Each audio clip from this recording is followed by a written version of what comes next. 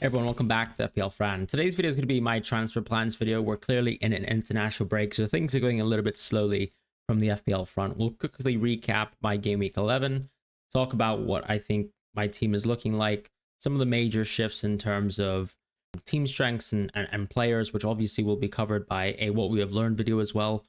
But let's just quickly dive into game week 11. I think for the first time this season, I'll say that one of the transfers that I made, I don't think I was really happy with it. And I think that set in as soon as João Pedro did exactly what he did, but more specifically, him coming off and playing around 30 minutes of football versus Man City sort of signaled I probably jumped the gun in terms of making a forward move. I don't actually think necessarily I'm also going to plan to, let's say, go out of wood necessarily, but I did think that probably the play that I had initially suggested in my team selection to actually maybe roll the transfer instead probably was a bit more wise. In terms of the outcomes for this game week, I think I was mostly bummed about Son and his performance, and Solanke to an extent as well. He had some chances, so did Son, but that's what happens in FPL sometimes. You bank an all-important game against a team that really has been very bankable against, and you don't get the desired outcome, and that happens, right? Haaland versus Wolves comes to mind, and this is okay. That's just classic FPL, but we just move on. So it was a pretty average week where I would say it was a slight red, moving back to 655,000 in the world. The defense looks poor when it comes to looking at Leif Davis and Guardiola. We knew this coming into these City fixtures, and I think crucially looking at the future City fixtures, they're not necessarily much better up until game week 14. 14 plus is a generally good run. I would say I'm pretty comfortable owning someone like Lewis still, because it seems like he's going to play games in the future like Nottingham Forest. I don't expect Lewis to really start versus Spurs or Liverpool when City actually have a completely fit lineup. When players like Akanji, Diaz, Stones, Ake are all back fit and not hurting, which is clearly why Ake and Akanji were on the bench and Stones and Diaz were ruled out before the international break. I don't expect Lewis to play these games, but we also don't really want to be playing Lewis for these games, and so I'm okay with this. I have Dunk hopefully coming back versus Bournemouth away. Not a great game, but Leif Davis is also barely playable in the interim, even though, once again, not exactly super happy with backing an Ipswich defender, but this is a decent run of games where holding him actually seems acceptable. On the other hand, I think Lewis Hall definitely interests me. A couple other defenders, like for example, a Colwill or other Chelsea defenders could be quite interesting on this horizon, not to mention simply just more Arsenal defense, right? If I can somehow find the funds to move out of some of the players in my team within the attacking positions, maybe I can redistribute that money back into defenders, and more specifically, a goalkeeper as well, right? Flecken is someone that I could probably identify right now as someone who is clearly poor.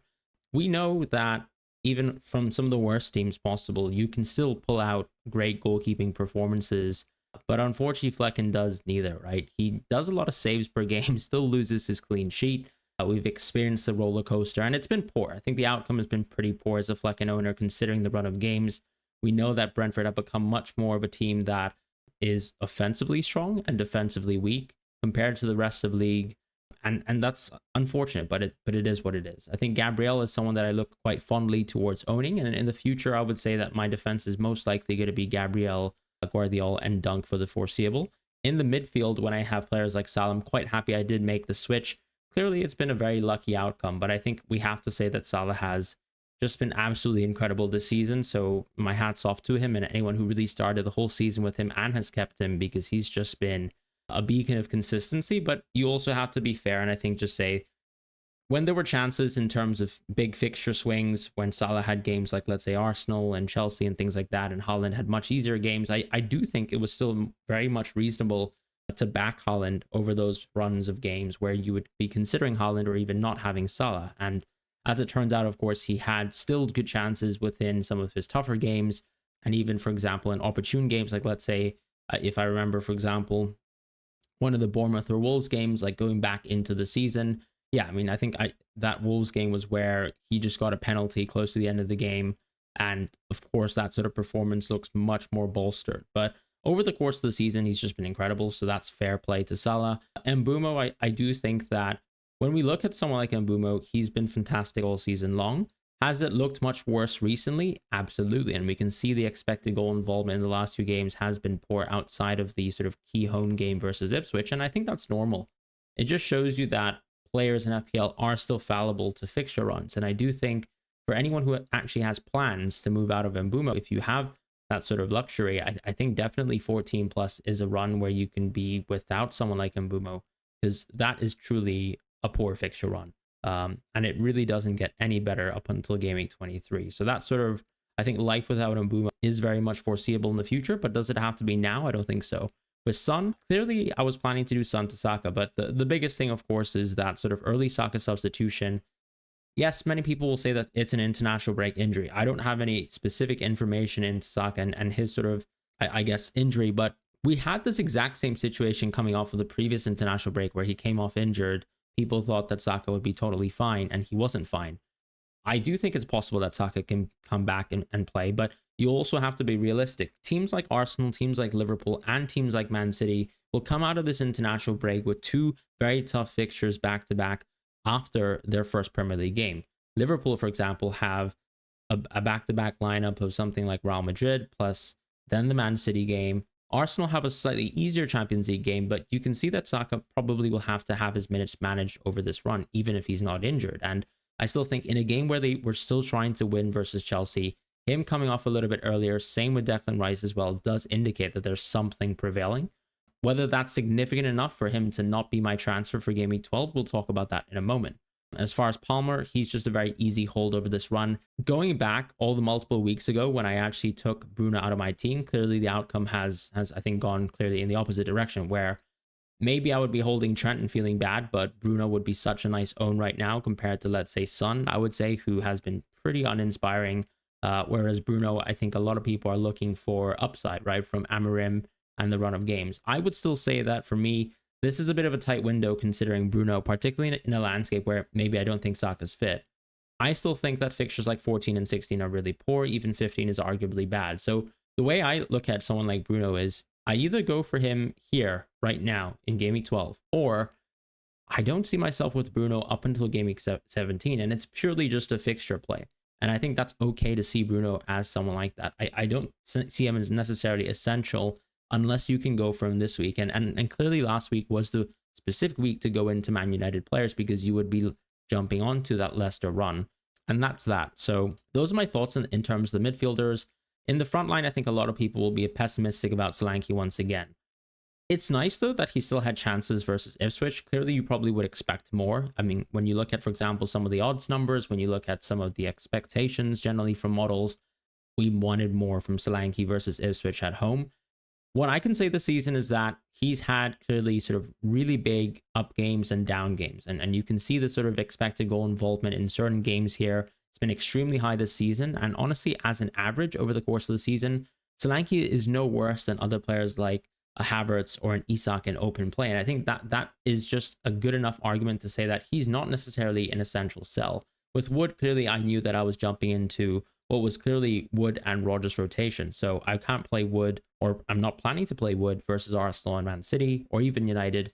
But those games specifically are really good Rodgers games. They are Crystal Palace, Brentford at home, and Southampton at home. So as long as I can rotate those players, I think I'm very, very happy still owning Wood for the foreseeable. And I get to make the decision between, let's say, Wood and Cunha later down the line as to whether I keep them, or even, let's say, Solanke, that he's someone who's also up for debate, where if João Pedro's a future transfer, I could be looking at any of them going out of my team to enable for João Pedro to come in as soon as even Game Week 13, I would say, is probably the soonest that I'll think about getting João Pedro. But I get to make that decision with a little bit more information from all these players. And Cunha clearly is a very different player. He's not someone who's purely expected goal involvement. As you can see, every game he shows a lot of creativity. So he's someone who is very different as a profile from all the other strikers that we have, who are basically just classic center forwards. Cunha is clearly a deep lying playmaker from an attacking perspective, right? He's a little bit more of a left mid /10, and he drifts into good positions and scored a screamer on the weekend, which was really positive, right? That was actually a big part of my good game week. But otherwise, I think the team is strong. It's the defense that I think looks quite poor from a maybe third defender position for this game week, and then the goalkeeping position going forwards after Brentford's run just gets worse. And it's not necessarily clearly that they've capitalized on good fixture runs from a defensive point of view. And then in the front line, it's just a question of what to do with João Pedro. In the midfield, it's questions of, Saka, Bruno, those types of players I think are the only ones that I would say are glaringly missing out within my team. But I have Rodgers, who also has good fixtures in the horizon. So those are the kind of considerations. And as I said, I think it's okay sometimes in FPL to make a decision in terms of a transfer like Wood, understand the logic for the decision, and still feel a little bit like it could have been maybe a poor decision in hindsight, and not just purely looking at the points in terms of the outcome with Wood, but just the idea that I probably should have kept an open mind towards João Pedro, and I think I closed off that opportunity a little bit, or tightened that sort of gap with the Wood transfer. So something I probably wouldn't have done if I had,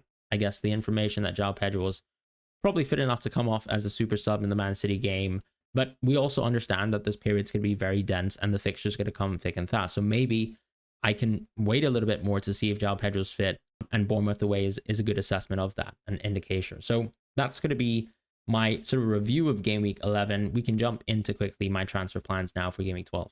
So we're back here now with the Fantasy Football Hub pick and rating client. So here we are at Game Week 12. We're looking at options on how to navigate my team going forwards. I really like the pick and rating tool because it can kind of walk me through how the teams would look like in the future, show me a good game week rating in terms of whether I'm making positive transfers or not. It also has suggested transfers on the side panel here, but this is just one tool out of many for Fantasy Football Hub, which is a fantastic option and service to actually use to help improve your rank in FPL and also help you climb up your mini leagues. If you're interested in Fantasy Football Hub, have a look at the link in the description below, where there's still a 30% offer up until the end of the season, or rather actually up until the end of this year, so that you can actually use a lot of the FFH tools to maximize this impending run, and a lot of tough fixtures here in November, December, and even January to navigate with. So here, starting with Game Week 12, when I look at my team, one thing I actually have been considering is just simply rolling, right? The idea of rolling is I don't have a great team. Lewis is probably someone that I don't want to play, but I can actually just clearly play Davis instead. So if I was to, let's say,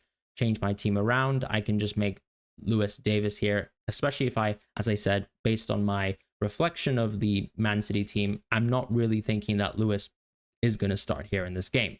And Bumo is clearly someone that I'm going to play as well. I think that I would reluctantly bench either Wood or Solanke. These are the two players with the tough fixtures, and I think right now I would still actually play Solanke over Wood because I have so much more confidence in Arsenal defense sort of holding up against Nottingham Forest versus this Man City defense that can seemingly hold up against absolutely nothing. So those are my thoughts right now, and I think by saving this sort of plan here and making this transfer, the question left in Game Week 12 is going to be about captaincy between Salah and Palmer. Right now, I'm still leaning towards Salah because I just feel like I have that much more faith in this Liverpool team and Salah, but Palmer just has a generally great run. I do question, I think he really should be a lot closer, in my opinion, in terms of expected points versus Salah, and that's something that I think a lot of managers will probably have to deal with in terms of that captaincy dilemma, because right now, a lot of managers are already moving into Salah or have already moved into Salah over the last 2 weeks. His ownership is going to be sky high. So there's going to be, once again, an opportunity to bet against the Salah captaincy, potentially at a cost, right? Because if we think that Salah is like the best player in the game, Haaland clearly has a very, very good competing game. And we know that this Tottenham team have not looked particularly great, I would say, recently with Ange, or at least with sort of up and down results. But still, for the most part, Van de Ven seems like he could come back after the international break. If he is fit for Man City, that probably changes the estimation on captaincy once again. I am existing within a Salah, Palmer, Son/Saka structure, and that's just how it is for me. I'm just going to be keeping someone like Salah as the captaincy for now. What I really wanted to do this game week has probably been off Son. My plan all along was to still leave room for a Son to Saka transfer. The Chris Wood transfer hasn't changed that at all. As you guys know, I'm going to be rotating Wood and Rodgers. So the plan here with Bukayo Saka is to probably bring him in. And we do have a little bit more information on Arsenal, right? One thing that I'd like to point out too is that I don't think it's a foregone conclusion that Saka just has a quote-unquote international break injury. He did come off a little bit earlier versus Chelsea in a game where they were still not in a leading position. So the argument that he came off early because, he was trying to manage his minutes or sort of prevent himself from having to go to English international duty, I think is completely false. I think there must be something there, but we know that Saka has always been dealing with an injury, probably for more than a year plus now. So that's something that I think I have to monitor. Last international break, a lot of people thought that Saka would come back and play, and I made the move towards Son simply because I had that same element of doubt. And if I do have that doubt, I do think the alternative transfer actually is just going to be to go to Bruno. One thing that I don't like about Bruno is that run of fixtures, as I said, between 14 and 16. If I bring him on Gameweek 12, I think I can justify the Bruno transfer a little bit more. I would capitalize on one of the great, better interim games. But if I don't bring in Bruno now, then I don't really like the idea of bringing Bruno at all up until Gameweek 17. So that's a consideration that I have to make. And probably what I'll actually do is keep Son, because I don't have that much confidence in the Man City defense. I think that actually keeping Son on Solanke could be quite interesting for this game week, since I can't make a simple move like Solanke to Isak, or, for example, Son to Saka if I don't think that Saka's fit. So on Game Week 13, if I roll here, one of the nice things about rolling is that I move into Game Week 13 with a really strong team. So if I optimize my team here, I've got fixtures like Chris Wood versus Ipswich at home, Cunha versus Bournemouth at home, Solanke and Son with Fulham at home, and across the board, really good fixtures for my team, including potentially Dunk coming back and playing versus Southampton at home. Hopefully, if this is the case, I can roll once again, and I can make that consideration as to, maybe going for, let's say, an Mbeumo captaincy potentially. Once again, I think he's a little bit underrated here. I think Leicester at home is a really good fixture, but there's a lot of options across the board, right? Even Wood versus Ipswich at home, I think, is actually a really elite game, but it's probably between Palmer and Salah here, or even someone like Son here on this game. But it comes down to, I guess, how good do we rate someone like Palmer, even versus a tougher opponent, just like, for example, when we captained Salah in Game Week 11 versus Aston Villa at home. So in Game Week 14, if I roll here in Game Weeks 12 and 13, I would have 3 free transfers. Flecken is about to embark on his poor run of games. So is Mbeumo. And Wood is someone that I still need to rotate with Morgan Rogers on this game week. So the way that I see this in terms of optimizing my team is if I optimize, I could play Lewis, because I think that this is the type of fixture that he can definitely play. Flecken regrettably has a poor game, but we don't really like spending goalkeeper transfers unless we absolutely have to. So one thing that I've been thinking about is if Saka comes fit here, I can bring Saka in this situation. With Solanke, this is one of the questions where João Pedro is someone that I can transfer for any of my forwards at any point in time, right? I could even, if I really feel like the Wood transfer was a bad transfer and I don't really want to persist with the Wood and Rogers rotation, I could just go Wood to João Pedro. I could go Cunha to João Pedro, because Everton away I think is still a tough game, but that means that I do miss out on Cunha versus Ipswich at home. I could also make the transfer, which is Solanke to João Pedro, and that could enable me a lot more money within the sort of midfield positions. This is actually an interesting transfer that I thought about, because if I go Solanke out and I go into someone like João Pedro, I can definitely move Mbeumo out as well into someone like Martin Odegaard. And I can actually embark on a pretty good fixture run, generally speaking, with Arsenal with a triple up in this direction. And then I save up enough money in the bank here and also have the opportunity to sort of bench Wood for Rogers, I would say, and still sort of continue with this fixture rotation and then move on to Game Week 15, where I can use that money to maybe move out of my goalkeeper. Potentially Flecken to Alisson is on the cards. I could also even go Guardiola to someone like Trent around this point in time, because I still think Trent is a defender that's quite interesting. If I have less confidence in the City defense, maybe I go into Trent. But in this situation, I would still play Dunk over Lewis quite easily here. I just think that Dunk's numbers are maybe a little bit more underrated, because potentially of the sort of injury, I think, being factored into his expected points projections. Lewis, or rather Leif Davis here, is also probably the simple play as well. Bournemouth at home. Tough game where I think, once again, you're not expecting a clean sheet kept, but the Ipswich have shown that they've been strong enough to, offend, I guess, anyone and score versus any team so far this season. So I think that's something that can be quite interesting in terms of keeping Leif Davis in my team, hoping for a jammy return from an attacking sort of posture. So this could be something that I actually look towards with my team here. And I think that this is quite a strong team. I could also just simply, as I said, go out of Flecken, which I think could be the transfer to go. If I have a lot of confidence in someone like Guardiola and I don't really see the need to go for Trent, even if Trent comes back after his injury, then that could be an option. The reason why I do actually quite like Guardiola to Trent is because I'm simply looking for an FPL landscape where I'm making moves. And then that Odegaard spot ultimately could be a future transfer back into someone like Bruno later down the line. So if I go for something like Guardiola to Trent here, one of the interesting options is I go into Trent, and then after saving this transfer here, ultimately around Game Week 17, I can probably ship off Odegaard if I feel like I haven't really enjoyed the fruits, I guess, of the labor of owning Odegaard. I would miss potentially Ipswich at home fixture, but it's also about what my team would look like coming out of this break and navigating ahead. 17 is another window, I think, where we can definitely consider moving into some of the other Newcastle assets. With a little bit more money in different positions, I could just simply be shifting back into a structure where I have someone like Isak in place as well. So I think that's something definitely under my consideration. If I don't choose to spend the money on someone like Trent, do I push that money back into potentially some of the forward positions as well and go into someone like Isak? That could be something that could be quite interesting around Game Week 17 time, but it's less relevant now as well. If I was to actually go back all the way to Game Week 12, I think crucially, there's a couple arguments to be made where I can actually make a transfer in a different direction. So as I said, Son to Saka or Bruno is interesting. Rolling is interesting. Going out of Rico Lewis is also interesting as well. Hall is someone that I did mention. If I go into someone like Hall, I would still be saving a little bit of money in the bank. I still think that he's going to play really good minutes over this run, and it's about rotation with players like Leif Davis and Dunk within the team.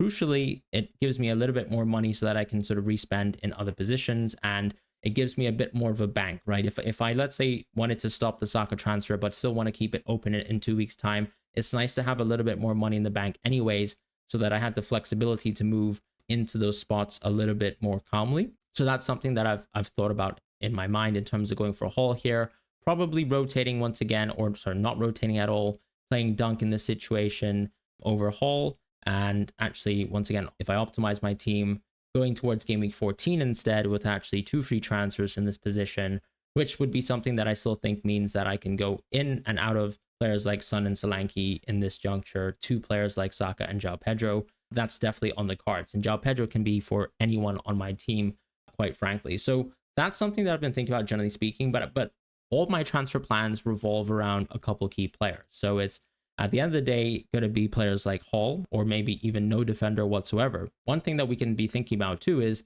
with Amarin coming into the team, how does that impact some of the Man United defender minutes? I wasn't sure or confident enough to make the Dalot transfer because I saw the midweek rotation that Ruud van Nistelrooy pulled off with Dalot, and I got a little bit cold on making that transfer on the deadline.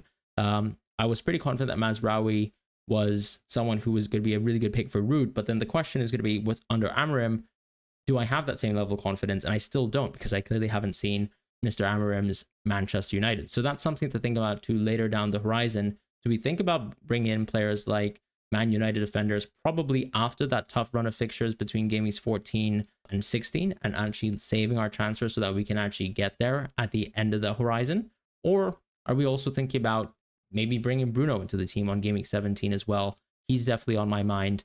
But in the forward positions is clearly João Pedro, the one player that I feel like I am potentially missing out on because I don't have necessarily the money to move into Isak. He's another player who is extremely interesting right now. So if I, let's say, was to look at someone like Solanke, I could, in theory, for example, take a hit to go Hall in and Solanke out for Isak, but that still closes me off from moving to Saka up until Game Week 14. But that could be something that I do, right? If I actually do this move, one thing that I find quite interesting, and look, I simply do have enough money in the bank because if I make the whole transfer, I would have 0.7. So that's 0.7 would still allow me to get Isak here between Solanke. So that's something that I can definitely do.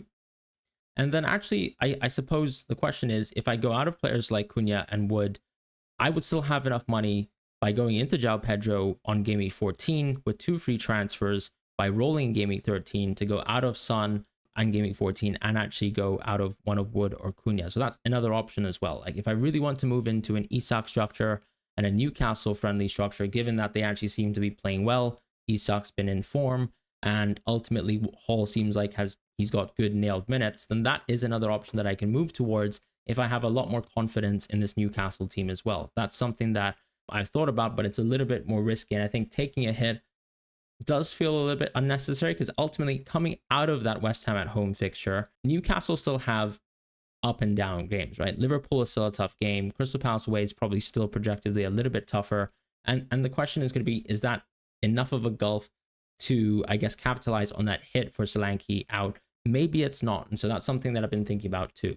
But that's going to be it for my transfer plans. As I said, it's more than likely that I think I'm going to roll, but the idea is that players like Isak, João Pedro, Bruno, Saka, and Hall are all on my mind, and I can make different transfers over the next few game weeks to move into them.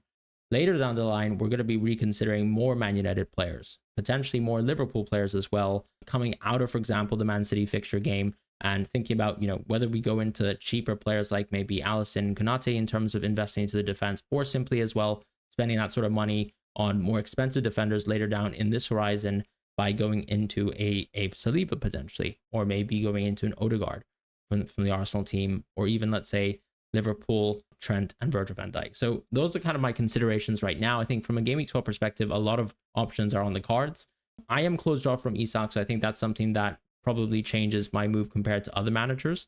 But just wanted to put some food for thought in terms of transfer plans, and I hope you guys have a wonderful international break. Take care and goodbye.